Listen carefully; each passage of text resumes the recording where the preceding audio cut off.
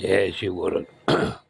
प्रिय श्रोताओं, आप सुन रहे स्कंद पुराण और आज आप सुनेंगे स्कंद पुराण का भाग 105 तथा वैष्णव खंड का भाग 14। पिछले भाग में आपने सुना कि भगवान नारायण श्री हरि ने अपने सुदर्शन चक्र को भेजकर अपने भक्त पद्मनाभ की रक्षा की। अब इससे आगे की कथा इस भाग 105 में सुने। ऋषियों ने पूछा, है सूत जी, यह तो बताइए कि वह राक्षस कौन था जिसने भगवान विष्णु के भक्त महात्मा ब्राह्मण को कष्ट पहुंचाया। सूत जी बोले, ब्राह्मणों, पूर्व काल की बात है। श्रीरंग क्षेत्र में जो वैकुंठ के सदृश भगवान विष्णु का निवास स्थान है, वहाँ भगवान विष्णु का विशाल मंदिर है।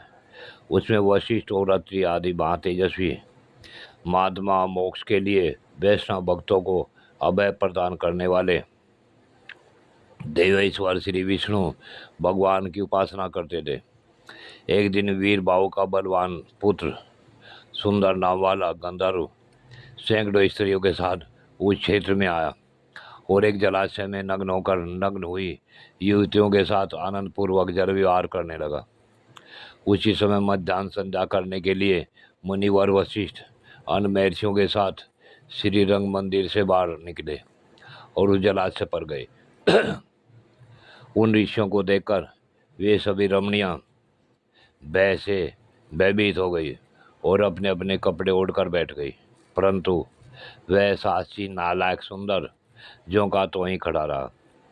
यह देखकर वशिष्ठ मुनि ने क्रोधित होकर उस निर्जल को श्राप दिया कि ये सुंदर गंधर्व, तूने हम लोगों को देखकर भी लज्जा नहीं की, न वस्त्र धारण किए, इसलिए तू अभी शीघ्र राक्षस हो जा।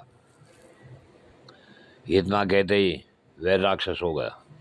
महर्षि वशिष्ठ के ऐसा कहने पर उसकी स्त्री हाथ जोड़कर उनके चरणों में गिर पड़ी और भक्ति भाव से विनीत चित होकर बोली, हे भगवान, आप सब धर्मों के ज्ञाता हैं, साक्षात ब्रह्मा जी के पुत्र हैं। हे दया सिंधु, पति ही नारियों का उत्तम भूषण कहलाता है। पति ही नारी 100 पुत्रों वाली होकर भी संसार में विधवाई कहलाती है। ऐसी नारियों का जन्म व्यर्थ समझा जाता है। अतः हे मुने, हमारे पति के ऊपर आप प्रसन्न हो। तत्वदर्शी मुनियों को एक अपराध क्षमा कर देना चाहिए। हे दया सिंधु, सुंदर आपका शिष्य है, इसे क्षमा करें।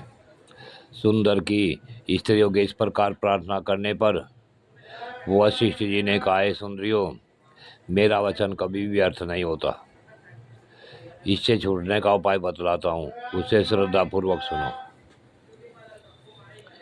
यह राक्षस के समान आकार वाला सुंदर आज से 16 वर्षों के बाद इच्छानुसार घूमता घामता सर्व पापहारी वैकुंठाचल पर पहुंच जाएगा और वहां चक्र तीर्थ पर जाएगा। देवांगनाओं चक्र तीर्थ पर महायोगी मुनिवर पद्मनाभ जी रहते हैं। उन्हें खा जाने के लिए जब यह आक्रमण करेगा, तब ब्राह्मण की रक्षा करने के लिए भगवान विष्णु का भेजा हुआ उत्तम चक्र इसका मस्तक काट डालेगा। तदंतर साप से मुक्त होकर यह तुम्हारा पति सुंदर अपने स्वरूप को प्राप्त होकर पुनः स्वर्ग लोक में चला जाएगा।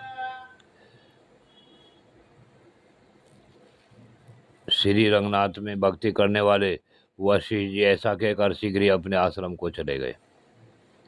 तदंतर राक्षस रूप में परिणत हुआ भयानक आकार वाला सुंदर इधर उधर घूमता हुआ गिरिश्रेष्ठ वेंकटाचल पर गया और चक्र तीर्थ पर भी जा पहुंचा। इस भ्रमण में ही उसके 16 वर्ष पूरे हो गए। तदंतर चक्र तीर्थ निवासी पद्मनाभ को खा जाने के लिए उसने बड़े वेग से आक्रमण किया। मुनि ने भगवान विष्णु की स्तुति की और भगवान ने राक्षस द्वारा पीड़ित पद्मनाभ की रक्षा के लिए सुदर्शन चक्र को भेजा। इस प्रकार चक्र ने आकर उस राक्षस का मस्तक काट डाला। तब वह राक्षस शरीर छोड़कर दिव्य देह धारण करके विमान पर जा बैठा। उस समय उसके ऊपर फूलों की वर्षा हो रही थी। उसने हाथ जोड़कर सुदर्शन को प्रणाम किया, फिर उस द्विश्रेष्ठ पद्मनाभ को भी प्रणाम करके उनकी आज्ञा लेकर सुंदर गंधर्व स्वर्ग को चला गया। हे ब्राह्मणों, इस प्रकार मैंने उस राक्षस की उत्पत्ति का वृत्तांत और चक्र तीर्थी का चक्र तीर्थ का पापनाशक महात्म आप लोगों से बतलाया है। इसे सुनकर मनुष्य सब पापों से मुक्त हो जाता है। जय शिव गोरख। प्रिय श्रोता, आज की कथा यहीं पूर्ण होती है। आगे की कथा अगले भाग में।